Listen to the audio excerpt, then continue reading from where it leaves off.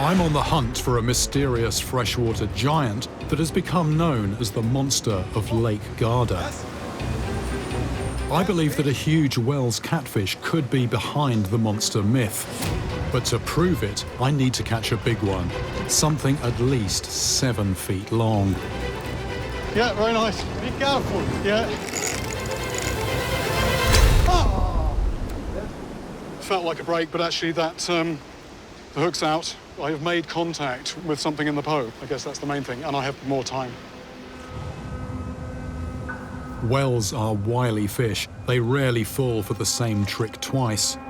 So I switch up my technique and my bait. My guide, Yuri, suggests I put live night crawlers on my hook.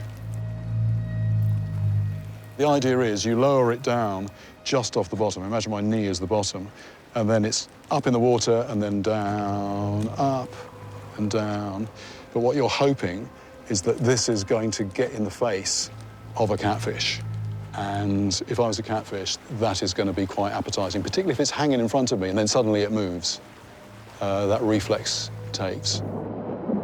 I'm watching the screen. I'm trying to see what depth we are. I can also see the bait, and I'm moving the bait up and down, and I'm adjusting as the depth changes. And what I'm also doing is using this clonk to make a sound which is known to make catfish active. It's thought this mimics the sound of other catfish feeding, triggering anything that's down there to start moving and investigate. I'm using my hand so I can feel when there's a take, and if a take happens, I've got to be very quick. I've got to grab the line, I've got to set the hook. If I get it wrong with a big fish, either I'd lose my fingers or I'd be over the side. It's as serious as that. But whatever may be lurking in this river is not falling for my trickery. Caught. Yeah, I felt something. There we go. Something actually took the worms, but it didn't inhale the whole thing. So I came close. Not close enough. That was a near miss. As daylight fades, we set up for our all-night vigil on the island below the dam. Excellent, very good. We're going to be fishing at very long distance, beyond what is possible to cast. So we're going to position the baits very precisely using the boat. We are going to attach the tackle to the rock with a thin piece of line. And the idea is when a catfish takes the bait, the force of that will break that weak line.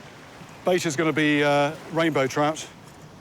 Yeah, it's just basically now driving out and positioning.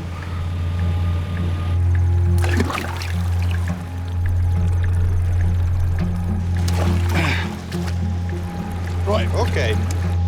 Yeah, what I'm doing now, I'm making sure the line is absolutely tight. Yeah, I think that could be good. So, switch that on. And if anything knocks the line at all during the night, that's going to sound. I'm going to be out. All set. It's now just a waiting game. The worst case scenario is I am here for the next 10 or 12 hours and nothing happens. On the other hand, something could happen at any moment.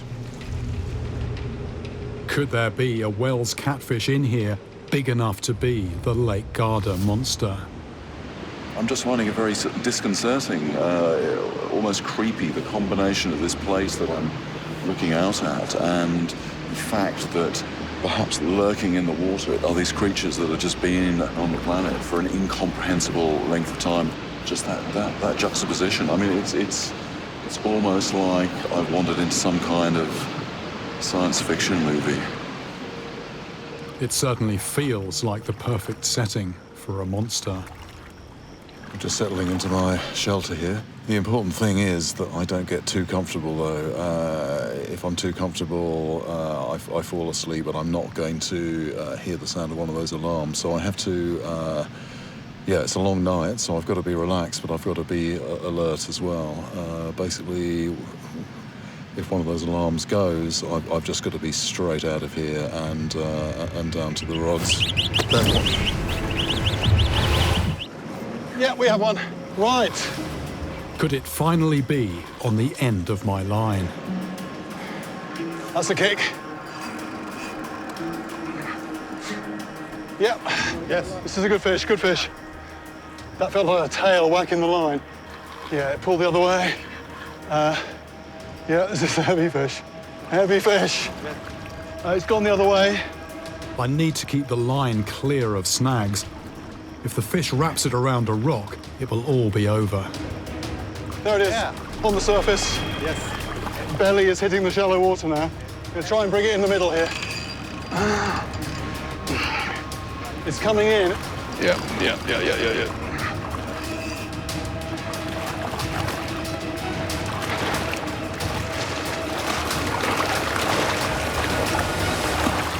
Wow. Yes. Yes. Go. Look at this. There we go. Wow. That's a good size. Yeah. Fantastic. Start that in, maybe. 7 feet 2 inches. It's clear that wels catfish are growing large enough here to account for the recent lake monster sightings. If this isn't a monster of the deep, I don't know what is. This is just skin covered in slime. Then you've got these tentacles. This is a fish that navigates and hunts by feel and reading the vibrations in the water. It's one reason why catfish do so well in muddy rivers like this with low visibility. But the big thing that you just can't help but notice is this enormous mouth. This isn't a fish that takes dainty bites. This is a predator that swallows big prey whole. Just a massive fish, massive. So, the big question, is the Lake Garda monster one of these? Well, if you're talking about a report in the 16th century, or in fact anything up to the mid-1900s, then absolutely not. That quite possibly would have been a sturgeon. But what about now? This water behind me connects with Lake Garda, and if a fish like this can be here, then there's every reason to suppose that there might be something like this hiding somewhere there.